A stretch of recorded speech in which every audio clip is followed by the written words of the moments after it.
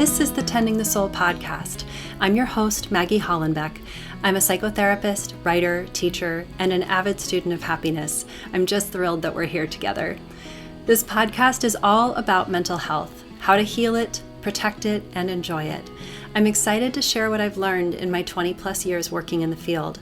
If you want to take a more active role in cultivating stubborn gladness in your life and tending to yourself when the world hits you hard, this is the place for you.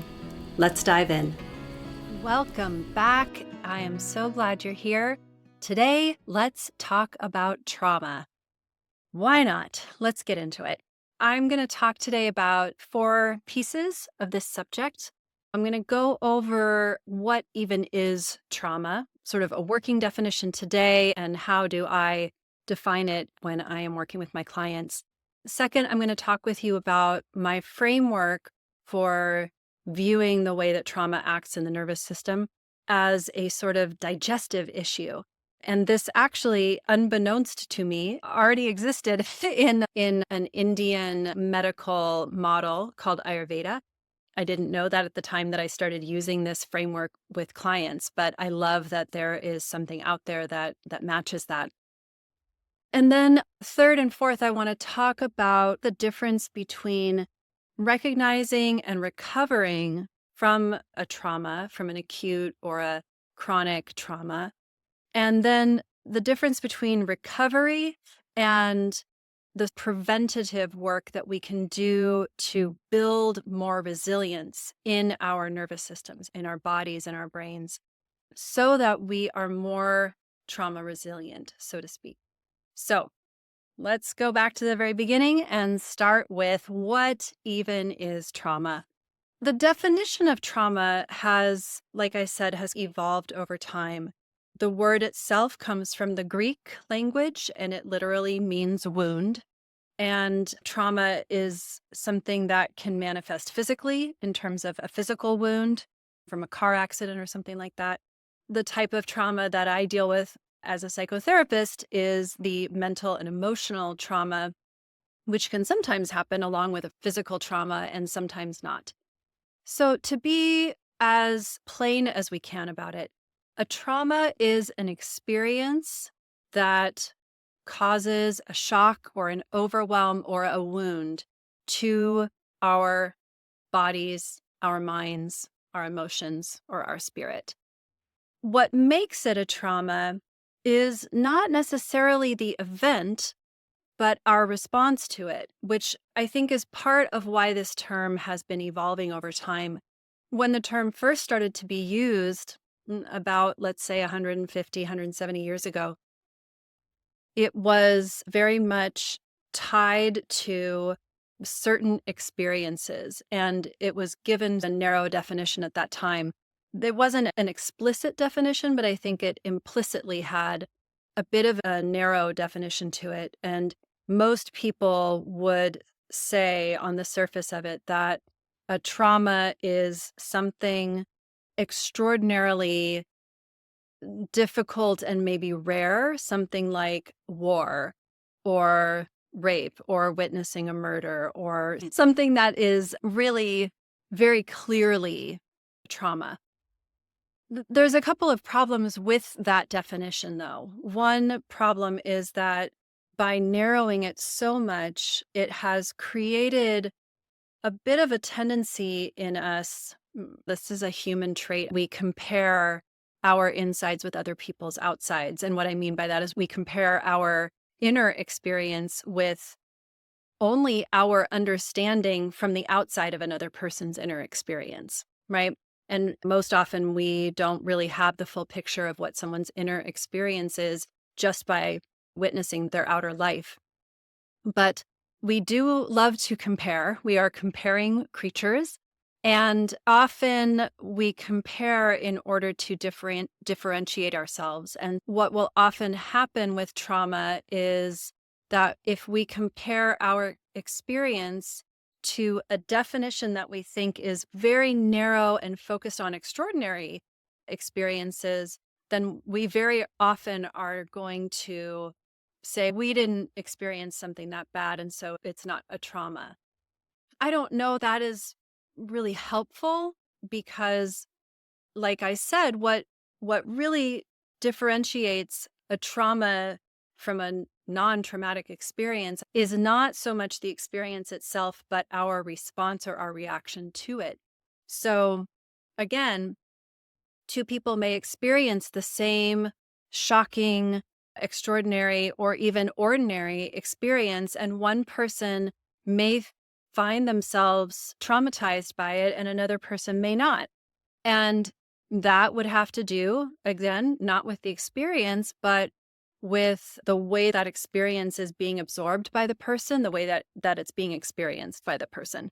The trauma response is actually what differentiates a trauma from a non-trauma.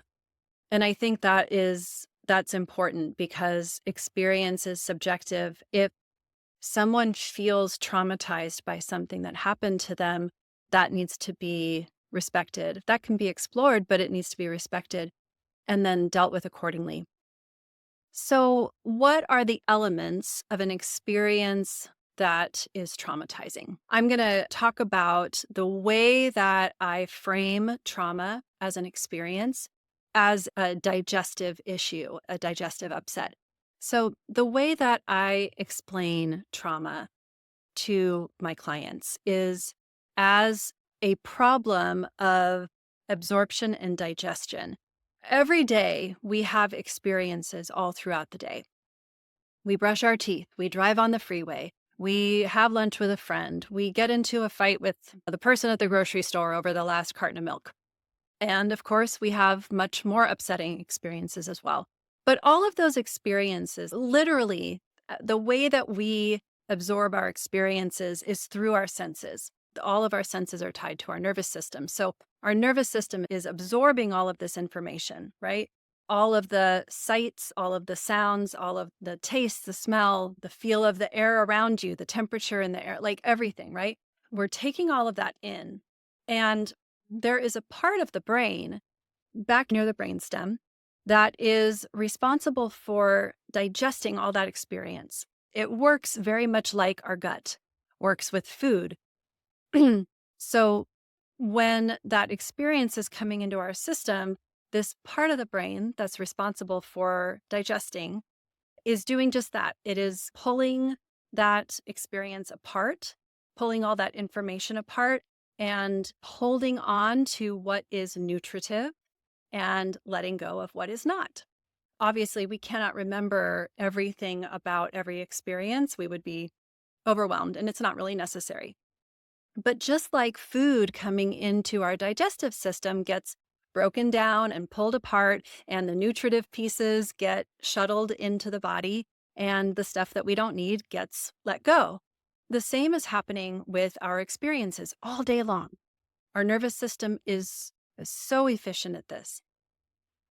What seems to happen when we experience something traumatizing is that it creates a shock to that part of the brain that is responsible for digesting the information. And all of that experience is still getting stuffed in through the senses, but the digestive system has gone offline, basically. It's been short-circuited. And so that experience overwhelms the system, the nervous system, and it doesn't ever get digested, doesn't get pulled apart. It doesn't get the unnecessary stuff weeded out and so forth. And so it stays just stuck in the system. And if you think about that as the way you would think about food getting stuck in the system, undigested, the same sort of thing. What happens over time is that material becomes a problem. If it's not digested, it can stay just stuck in the system, free floating. It might start to rot. It might start to become toxic in the system. And, what's the answer for that? If we have a digestive upset in our gut, then the answer is to introduce probiotics and maybe flush through the system in order to get things moving again, in order to move that material along so that the body can do with it what it needs to do in order for it to not be harmful. By the same token, a lot of what I do in terms of the trauma treatment piece, and there are things that any of us can do at any time, is finding ways to bring that digestive system back online and to complete the digestion, absorption, integration of that experience so that our systems no longer have to be overwhelmed by it and no longer have to grapple over and over with digesting it. I see a lot of the post-traumatic stress symptoms as efforts that our body and brain are making to try to digest that experience after the fact. If you think about the various types of post-traumatic stress symptoms, flashbacks, nightmares, replaying it in your head, all of those things are, I think, efforts that our brain and body are making to digest this undigested material. I look for ways to help that process along, because just like food, when it's properly digested, it actually becomes part of our body, right? It's not really nutrients. Where are the nutrients in our body anymore? After a time, they become absorbed, integrated into the tissues, and they actually literally become a part of our body. By the same token, all of our experiences make up the whole of who we are. And every single experience can be nutritive, even if it was an unwanted experience. And I realize that might feel oversimplified, that if you have gone through a particularly harrowing traumatic experience, you might take exception to that, to me saying that. I will step out of my role as a therapist for a second and step into my role as someone who has gone through kinds of experience that pretty much anybody would consider traumatic. And today, because of the work that I have done over the years, I can very much say that my traumatic experiences have played a big part in me becoming who I am. And even though they were unwanted, I don't know if I would change anything about the way my life has unfolded. I find that to be a helpful and empowering stance for myself, and a stance that I only was able to take for myself after doing trauma work. I think that part of recovery is being able to feel more empowered to choose how you want to relate to the experiences in your life. And when those experiences are still overwhelming, still undigested, still disintegrated from yourself, it's a whole lot harder to make those choices. So let's talk about ways to help your nervous system to recover after trauma.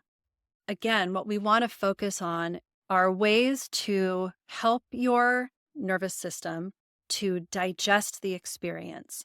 So in my therapy work with clients, I use some tools and some methods that are professional level tools, things that I have trained in over the years, but are essentially ways to help various parts of your nervous system to process material. Two of my favorite tools are brain spotting and EFT, emotional freedom technique, also known as tapping. Brain spotting is a brain-based trauma treatment that works very specifically to help the digestive system, I call it, in the back of the brain, to come online and to digest, process, integrate those experiences through a process of focused mindfulness and bilateral stimulation. I love all these terms. EFT or tapping is a self-administered acupressure technique that can help your energy system, which is part of your nervous system, to get the experience unstuck through particular channels in your energy system called meridians. So those are two techniques that I use quite often with clients in session. If you're not working with a therapist, or even if you are working with a therapist, there are things that you can do in your own life to help digest. One method that I think is very helpful for recovering and integrating after a trauma is journaling, writing, particularly writing by hand, and having your eyes on that page as you're writing. There is something very integrative about that practice. Your hand is actually making the language, and your eyes are witnessing that language making and telling the story, putting a narrative to it. There is something in that is utilizing the mind and the body together in a way to process and digest the experience. So I would not underestimate the power of journaling. A way to even make that more powerful is to read some of your story to someone that you really trust. And again, that can be a therapist, that could be a close trusted friend, that could be a spiritual fellow seeker, someone in a spiritual community, if you're in one, like a sangha or a church community, to read it, but particularly to read it a few times in a row. There is something about that process that allows your nervous system to digest it, not just reading it once, but reading it 2 or 3 times in succession, with the other person just being a witness and not offering any feedback, just witnessing. So there are ways to literally help your system to digest. Going for a walk can be very helpful, in particular because it creates something in your nervous system called bilateral stimulation. The hemispheres of the brain connect to each side of the body. Your left brain connects to the right side of your body. Your right brain connects to the left side of your body. And when the two hemispheres of the brain are stimulated alternately, back and forth, left, right, that helps the back of the brain to come online and process. When we do brain spotting, another trauma treatment, EMDR, also uses bilateral stimulation. EMDR uses generally eye movement or tapping this way. Brain spotting tends to use music that is specifically engineered to rock back and forth from ear to ear. But you know what? Walking also creates natural bilateral stimulation in your body because you're swinging your left arm and your right leg at the same time, your right arm and your left leg at the same time, and you are actually bringing both hemispheres of the brain online, which helps with whole brain processing. So going for a walk can be really helpful. I am a huge fan of the bilateral music that we use in brain spotting sessions, and I often encourage my clients to put that music in your ears and go for a walk. I will actually include a link in the show notes to a free 60-minute track for bilateral music. So that's the recovery piece. That's after trauma.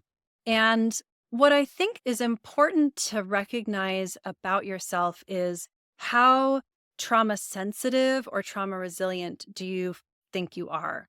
All of us are somewhere on that spectrum innately.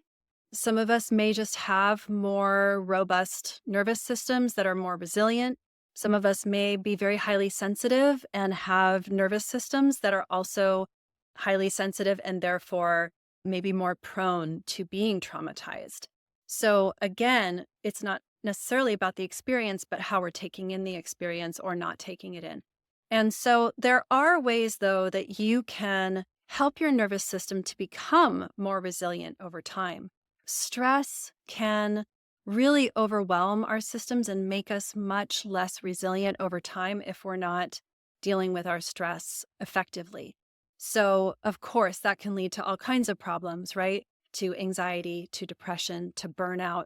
And it can also lead to post-traumatic stress, being overwhelmed by stress and not having adequate ways to process and digest our everyday stress will obviously make us more susceptible to having a trauma response when we have an experience that creates that shock to the system.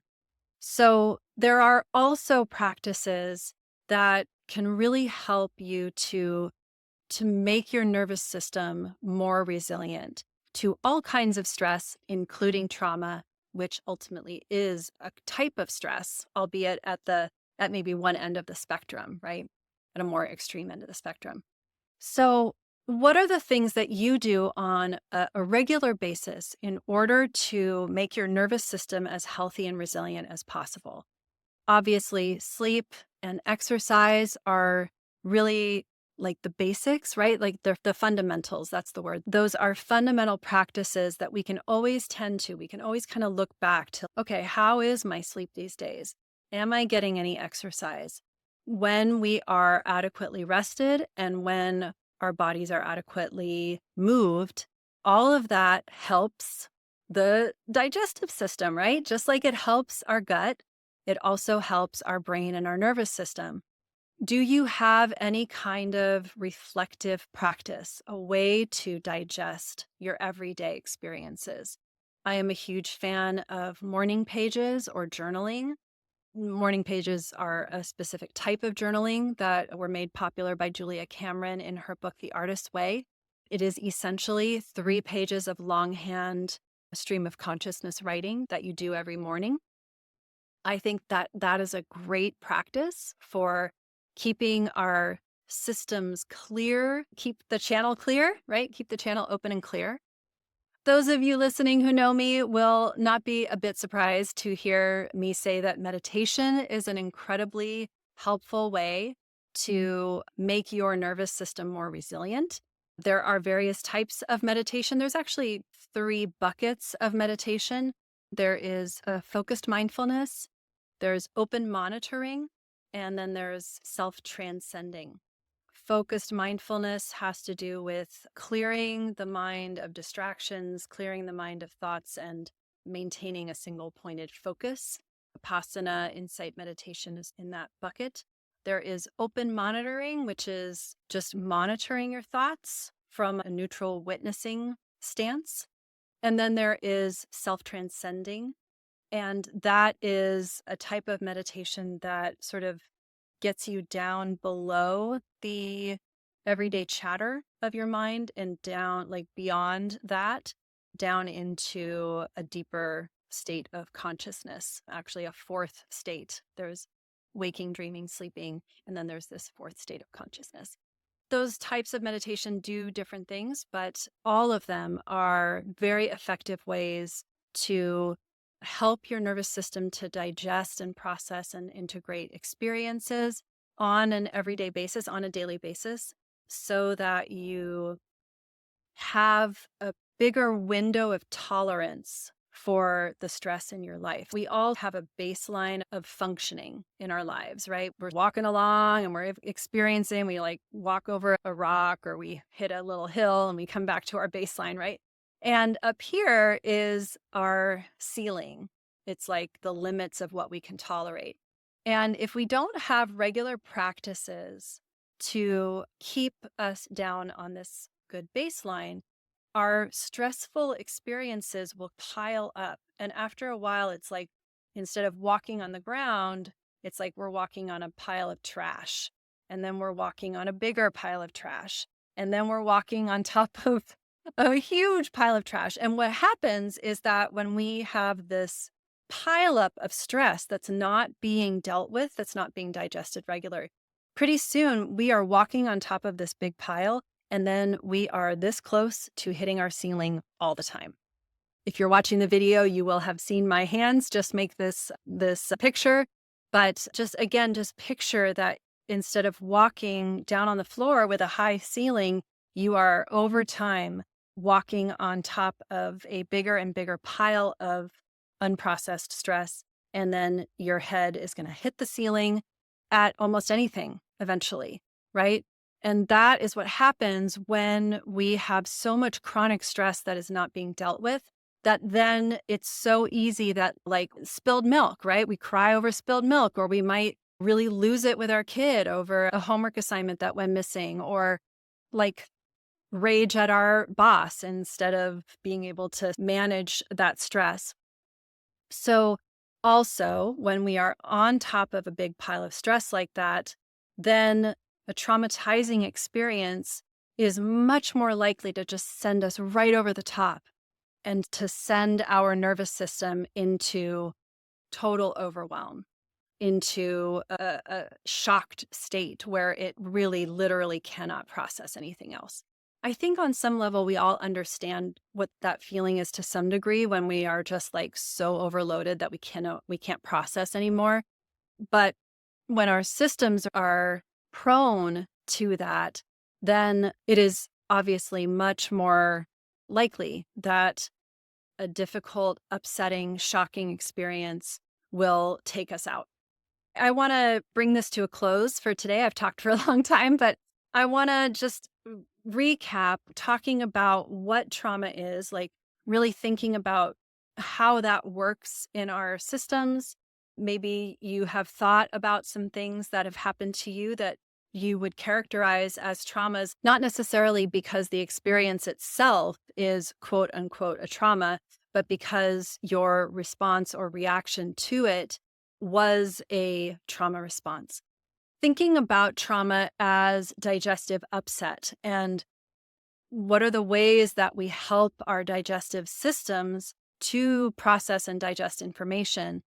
And then looking at some ways that you can put some tools in your arsenal so that when you do have traumatizing experiences, how you can recover from those more quickly and more effectively to bring your whole being back online to digest that experience, to integrate it, to make it a part of your whole story rather than this thing that stays stuck and free floating and consistently getting re-triggered in order to try to get resolved.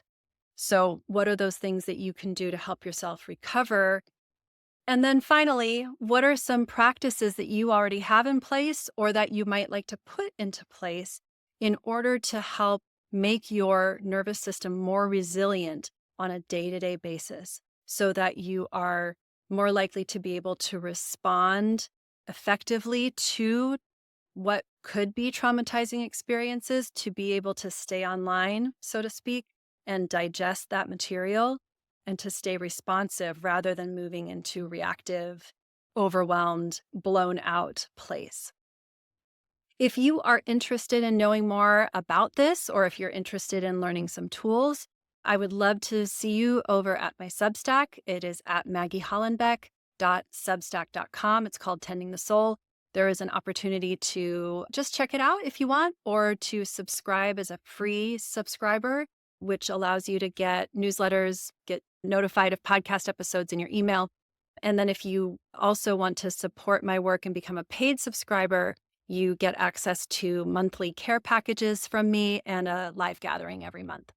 If you want to know even more, if you're realizing that maybe you don't have a lot of tools and practices and you want to know more, please feel free to reach out. You can email me, you can DM me through the Substack app.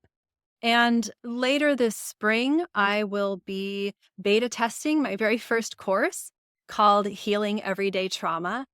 I am so passionate about helping people to have tools and practices available to them so that they can work through upsetting experiences like these and have a more resilient system in place to respond to everyday trauma. I think that not only is trauma something that is extraordinary at times, but also it is becoming more a part of ordinary everyday life. We're living through incredibly stressful times, politically, socially, environmentally. And I think that the more trauma resilient we are, then the more effectively we can respond to the world around us and take action to be part of the solution. Becoming too traumatized to be able to respond effectively or to engage, we're seeing real costs of that. We're seeing real costs of what happens when we are too overwhelmed to engage in things like the political process. If you want to have more tools and practices in your arsenal, If you would like to learn about ways that you can heal yourself and heal each other, it's going to be a group class, then I would love to get you on the wait list for that. So I will also include a link in the show notes where you can join the wait list to get notified when that class goes live. I will be offering the first beta test of that class at a lower price point so that I can have a chance to test out the material and you can have a chance to have early access to it and also be a part of the group that helps me to shape the class for later sessions. Again, link in the show notes if you want to know more about that. Thank you so much for joining me today, and I hope this was helpful. I would love to hear from you if it was. Let me know what sparked something for you, and I will talk to you again soon. Take care. Tending the Soul is produced by Maggie Hollenbeck, all rights reserved. Music is by Dimitro Kuvalin from Pixabay. Thanks, Dimitro. Episodes will drop about twice a month, so if you like what you hear, you know what to do. Follow, subscribe, review, and share. You'll find more of my work at my home on Substack. Go to maggiehollenbeck.substack.com or click the link in the show notes. You can subscribe for free or choose a paid plan to become a part of my community with monthly care packages and live gatherings. Love that you stopped by, and I hope you'll make it a habit. Bye for now.